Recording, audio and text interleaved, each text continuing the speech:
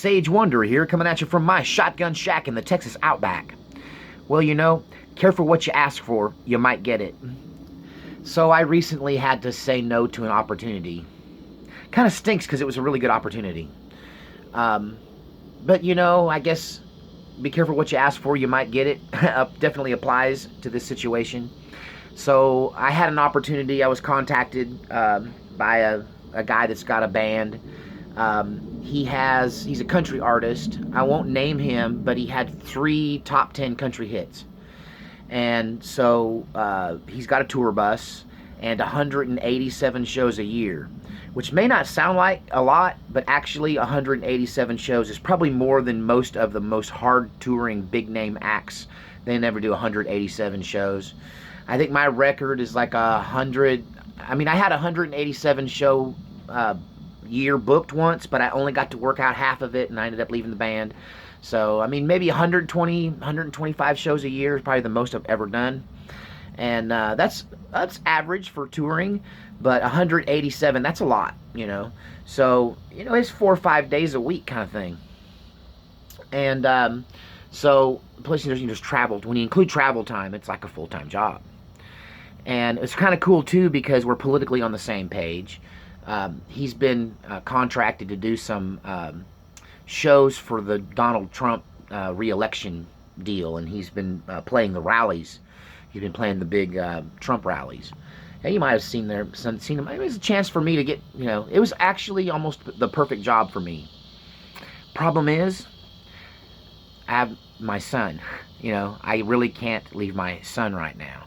He's not capable of being left alone. And, you know, we're still not there yet, and we're struggling.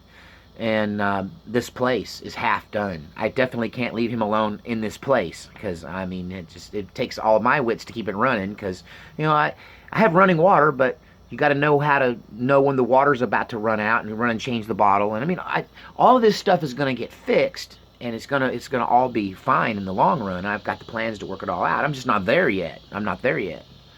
And so I just, right before making this video, sent the decline message to the... I didn't audition. It wasn't officially a job offer. It was an audition. However, I will say this.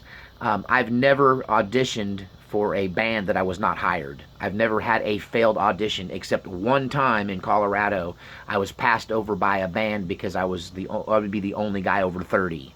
And even though, then they told me, I mean, you're musically, you're better than we are, but... we're looking for somebody more our own age, you know, so I got ageismed one time.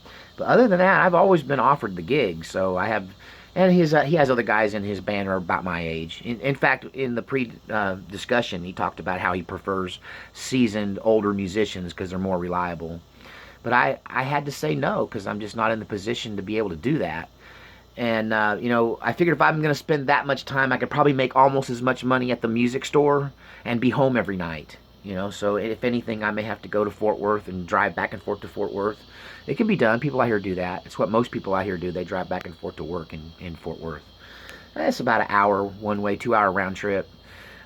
It's not ideal, but it's how you can keep a place like this running. And so if I need to go back to work, I will, and I probably will. And I'm still looking for a local band that I can do some shows with and whatnot. But... just looking at it, it was like, you know, once upon a time, this would have been my dream gig, you know. 5 guys in a tour bus, got my own bunk, you know, and just basically playing music nearly every night in some bar or festival or, you know, county fair or a Trump rally, you know. And it was, part of me hates to say no to it, but then part of me now also realizes that I've changed, and what I want has changed, and that doesn't appeal to me like it once did. Once upon a time, this would have been my dream job. I finally get my dream job, and I'm too old to enjoy it.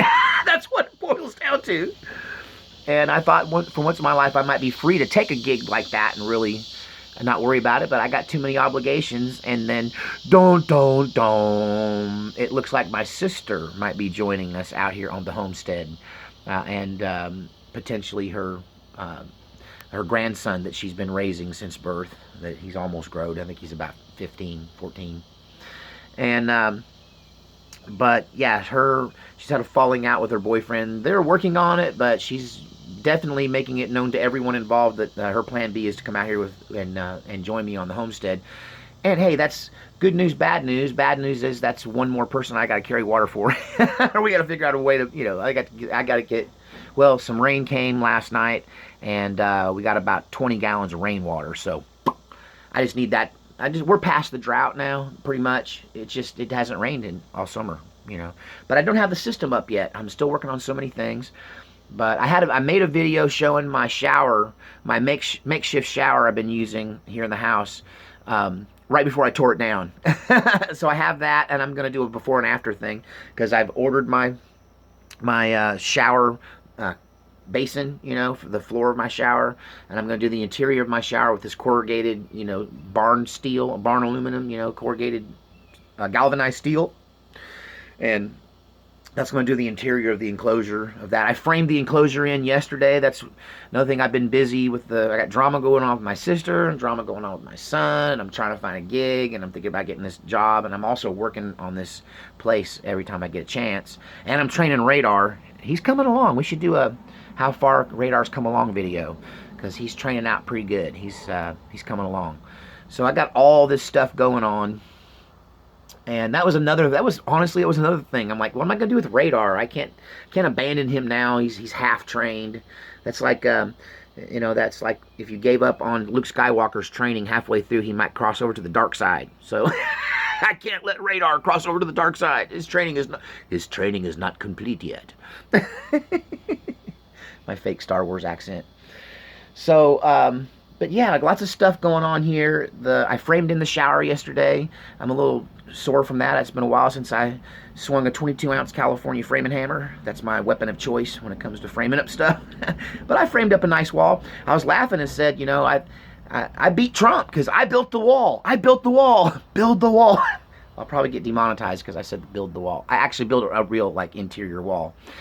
For my 36 by 36 inch shower with a 36 by 24 inch kind of drying off, changing area right there by the shower, and made that into a nice little enclosure.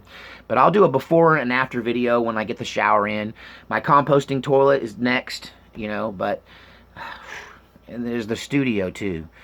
I guess I'll do that in another video. I'll talk about where I'm at on the studio. Because I'm at a critical point there as well. But the weather's turning cooler now, and so I'm going to be able to do more outside work, more clearing of brush, more cutting of trees, and so there's a lot of stuff to do on the homestead. But I guess it's one of those. I realized I'd rather do this. I'd rather work on the homestead and work at a music store or something if I have to. I really just want, I want YouTube and this channel to pay the bills.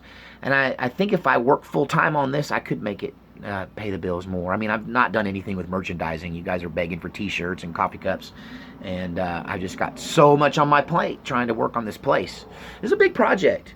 A lot of you said, a lot of you told me, hey, Sage, you should get a mobile home because all that work, interior work, there's a lot of money there. I mean, that's why that costs more, because it comes with appliances and everything. And part of me wishes I had listened to him. At the same time, I kind of enjoy doing the work myself, and I get to reinvent the wheel, like the way I'm running the water system and everything. It's more, when you live in a tiny home, it gives you license to do whatever you want. Like, you can really try to do something different, like running your house like an RV with RV water pump and stuff is what I'm doing. And that way I didn't have to build a tower for my rain catchment to manufacture gravity feed water pressure. I'm doing it with a 12-volt pump hooked to a solar panel. So it's kind of fun. It's creative. It's keeping me fit. That and hauling water. I'm outgrowing my shirt up here instead of down here.